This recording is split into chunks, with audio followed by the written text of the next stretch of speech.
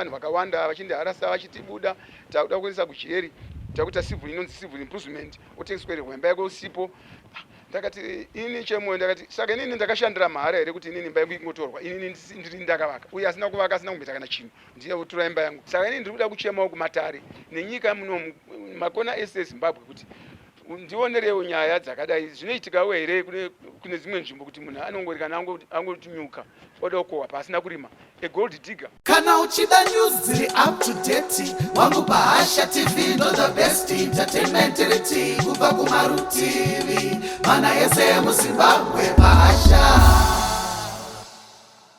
Bahasha TV, nyaya sezvadziri. Ini ndonzi Ngoni Bhamu, ndakaroora mukadzi wangu anonzi Tendai Bhamu, takashata. Ndine imba yangu iri kuno kuWestley, iri kuchallenjwa nemumwe mukadzi girlfriend yangu yandakadana naye kumashuroko, wandisina kuvaka naye, ari kunyeba kumatare edzimhosva kuti atakavaka tese asi asina proof kana exhibit kana anything chaanacho chokushowa kuti takavaka tese. Inini nemukadzi wangu wandakashata naye Tendai Bhamu tine proof nemaexhibits akakwana kuti imba takaitanga kuivaka sei, stand ndakaitenga sei, mazita ari pa agreement of sale hapana zita remukadzi uyu. Pakatanga kuvaka imba kusvika ipere hapana chiri kuratidza chemukadzi uyu ari kuclaima, anonzi Jennifer Murawa, ari kuclaima kuti inini ndakavaka naye. Inini chiri kunishungurudza kumatare edzimhosva kwatakatongwa. Pane patakatongwa kuHigh Court najaji anonzi Eric Ndebele akapa mukadzi uyu award ye50% share yeproperty yangu. Saka inini zvakandirwadza kuti ko anokupa mukadzi uyu 50% share yeproperty sei isi tisina kuvaka tese, tisina kutenga stand tese. Hongu tine vana here, vana takavaita tiri girlfriend and boyfriend, taitogara far from afar but taizongosanganawo apo nepapapo. Saka inini ndiri kuchema kune matare kuti chii chakamboitika kuti inini nditorerwe ndirobwe property yangu yandakaita ndega nemukadzi wangu. Kana zviri zvemapepa, iye kana aine mapepa anokugidza handinawo. Ndakanga ndichimbotaura kumatare kuti ngaaisewo mapepa acho ndiaone, hapana kana pepa rakabuda kana 1 kana risiti chaiyo. Asi inini angu ndine mapepa akawandisa anoratidza pandakatangira kusvikira pandakapedzera. Zvese zvakaitika mukati menyaya iyi kubvira mukoti yekutanga tichitongwa najaji uyu taiwana harassment yakanyanya. Loya rangu richiharaswa, inini ndichiharaswa, mawitness angu achiharaswa. Mukadzi uyu angasina kana witness, anga aine haloya yake chete. Zvese zvaaitaura zvinhu zvekunyeba.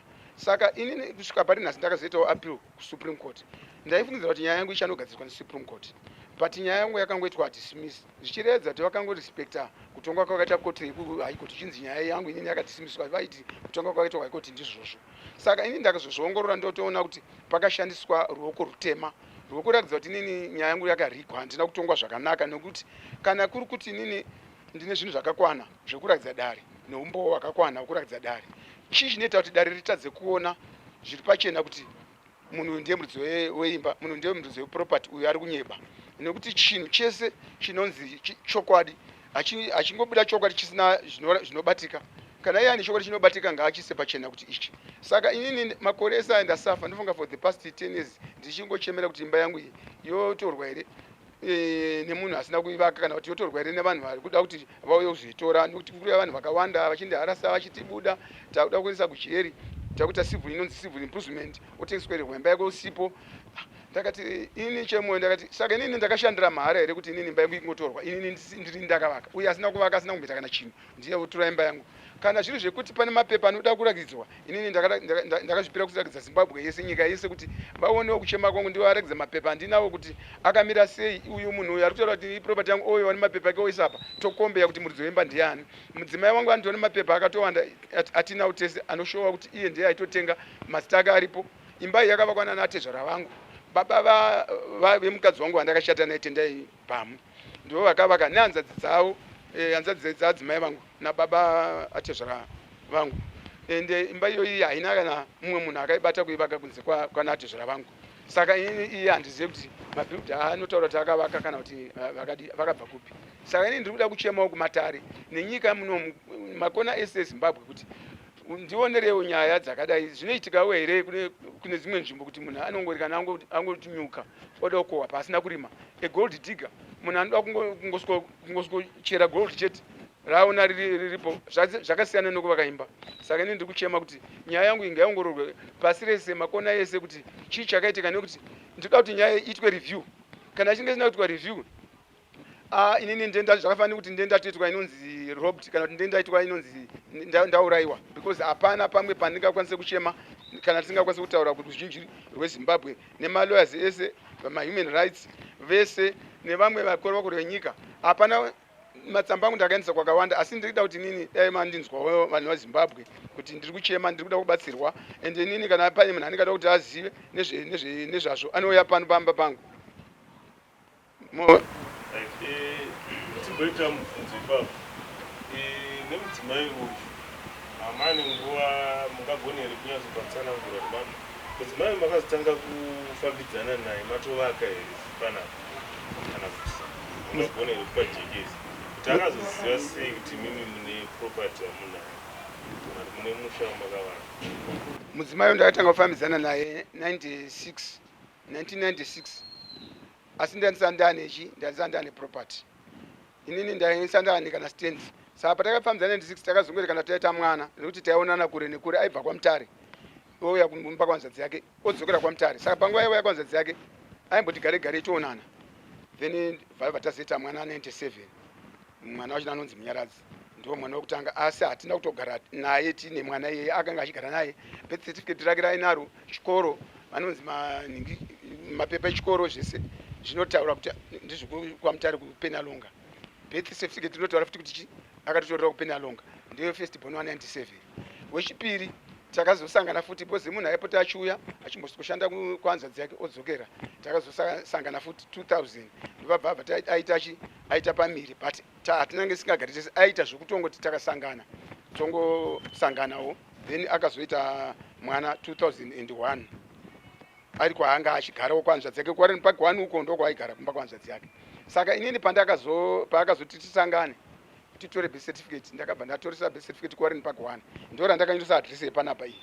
Saka address yepanapa yandakanyoresa iyi ndo yakaita kunge akabva ati ndaigara panapa inini ngasingagari panapa but birth certificate kwatakasangana kubirth record kuclinic. Saka vana vetu vese vane marecords ekuPenalonga asi patakazosangana chitora birth certificate takatorera kwarini park 1 yomwana wokupedzisira. Asi vana vaivhizita zvavo vachiuya apo nepapo vabvara zvikoro vanouya kuzoona nevamwe vana vavo vachidzokera chivatengera grocery nemedication nemari dzataitumira dzekuti vawane chekudya dziri taitotumira mabhengi mwechitumira neeco cash. Asi paproperty yangu hapana paakamboisa ruoko inonzi house number 65. Inini maDNA handina kuenda kumaDNA ndaigutsikana pane inonzi damage ndakaendesa mari asi mari ndakaendesa through sekuru wacho nekuti ndakaenda kuwarini park 1 vabva ndabvisa mari inonzi damage asi handichina mapepa acho nai damage but takatoendesa mari takatonobvisa mari nasekuru wacho nave mukadzi kuwarini park 1 kwanzadzi yacho asi mapepa neumbo wacho naizvo handichisina zvangu but takatombobvisa something. Inini ndakaona kuti mukadzi uyu akapindwa nemakaro nechiherasi rekuti mukadzi uyu pamwe ndiyaifungidzira kuti ndaifanira kunge ari pano.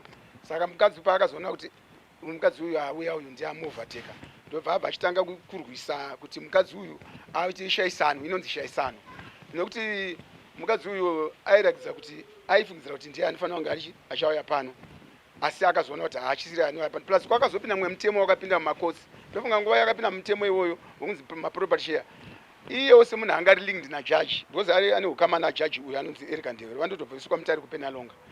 Vana malawyers ake they also mazukuru vakanogara vanogara futi same village because ini kuti ndizoziva ndakataurwa nalawyer wake akati togara same village naEric Ndebele vanogara vese kwaMutare ndo jaji uyu malawyers ivazukuru vake zvokutoti relationship yacho is not yet kuti inotosiyana kuti ihama dzake asi ndikangoti ndo zvakazoita mukadzi uzomupusha kuti azomangara akaona access yekuti ane vanhu vanogona kumuhwinisa jaji nemalawyer plus iye wachona akanga achitora advantage yekuti taita vana. Saka zvataita vana aida kudyara vana kuti taita vana saka property yangu inini iri part of vana ivavo ndofunga ndo advantage yakatora iyoyo asi my property speaks outside the relationship yevana, because vana havana kuitirwa paproperty. Vana vakaitirwa kwavakaitirwa, ende vana havasi part of my property. Property stands ega, vana vanositenda vega, ende vana zvandakavaitira zvinoenderana nezviripo zvacho izvozvo. Ende nhaka yevana, imba yangu iyoyi, vana vake vari munhaka yangu, vana vake vari munhaka yeimba yangu. Kana chiti nhaka ndiri kuratidza kuti kufamba kwenguva vachave vana vachangoti whatever, ndichaisa imba yangu mutrust account yekuti vana vese vanobenefita. Ndinoda kuti vana vangu vese vabenefite vasingashaye zviso zvavanofanira kunge vachiwana.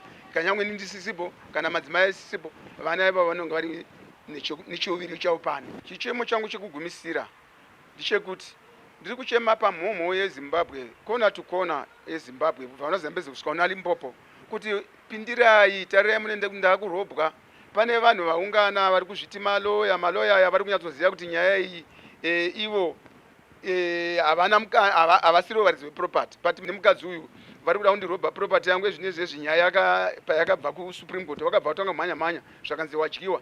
Takutora property, mapepa takangoona akuya panapa zvichinzi imba ngaivhaliwe. Ndibva imba yauya ndibva yavhaliwa. Pekutanga imba payakavhaliwa, inini ndakambopererwa ndibva vaivhaliwa. Pechipiri vakazodzoka zvakanzi imba yakuda kutengeswa, takuda kuti vanhu vachipinda vaone. Ndibva ndatanga kuchinzwa feeling, ndakati no, my house belongs to me. Inini imba yangu handidi kuti itengeswe, inini ndini muridzi weimba.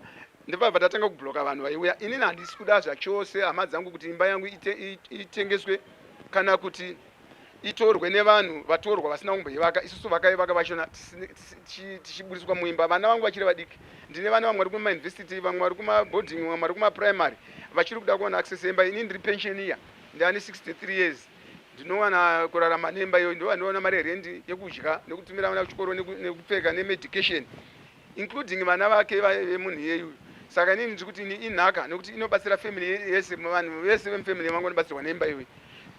Inini ndiri kufila kuti kana paine rubatsiro rwandingawane kubva kune vanoziva nezvemutemo kana kupi, zvese vanoziva zvese zvekuti inini ndidefende imba yangu, nekuti vanhu vaya vari kuuya everyday vachinditi buda, ende mapepa vanavo vari kutanzitoda kuita civil imprisonment, kuda kuisa kujeri, imba yako itengeswa usipo, hapana chawana. Ende inini ndiri kutoswa, ndiri kuningirwa, ndiri kuabhiswa everyday, vana vangu vari kuabhiswa everyday, vandzimai vangu vari kuabhiswa everyday. Nevanhu vari kuuya panapa vachitinetsa, vachitishungurudza, vachiti budai imba yesi yenyu, imba yakanzi itengeswe. Asi inini manje nefeeling yangu ndiri kuti ko zvakadii zvazvo kuti inini ndifira hangu muimba yangu, bhozi inini imba yangu inini handingamboisiya ndichinzi nemunhu ndibude muimba yandakavaka ndega. Inini hangu ndakazvipira kuti whatever will happen, I will not leave this house. Ndingatofira pano, asi kutoti panapa handizobva nekuti ndo pamba pangu, ndo pane nhaka yevana vangu. Kana paine ari kudhauta kuti imba ndiyangu, ngaauye kuno ndimurakidze inonzi proof and evidence yekuti imba iyi ndakaivaka sei. Ozoendawo kune munhu iyeye kana kumalowazi evanhu ivavo vonokumbira kuti avarakidze kuti ivo vakabata chii chiri kuvapa simba kuti vatore imba yangu. Inekuti inini ndinazvo, ivo ndozoti havana kana risiti kana chavanacho havana. Imbavha, matsotsi, maconmen, vanhu vanoda kukohwa pasina kurima, magold diggers, vanhu vanoda kukorokoza, munoda kukorokoza musango ndio munokorokozwa, kwete kuti munokorokoza paimba yemunhu. Saka inini ndakazvipira kuti munhu wese anoda kuuya panapa, kana angave social media kana vechi kana vemaradios, ngavauye vaone zviri pano pahouse number 6536 Wesley Blair Road. Inini ndakatoshamisika kuti midzimu yangu here ndoda kuti nditorerwe zvinhu zvandakashanda, kana kuti ndimwari here vari kuda kuti nditorerwe zvinhu zvandakashanda, asi mwari havada kuti ndisatani, kuti munhu anobva kwaanobva ungosvika kuti property ndiyangu. Kana imimi kwamuri mese naye makambozvinzwa kuti munhu anongosvika kuti mombe iri mudanga, usvika kuti mombe iyi ndiyangu, mbudzi iyi ndiyangu, iye asina kumboziva kuti yakabva kupi. Aiwa, zvinhu ngazviongororwe, ndiri kukumbira rubatsiro hama dzangu mese ikoko kwamuri matima nenyika. Ndapedza ndini ngoni bhamu.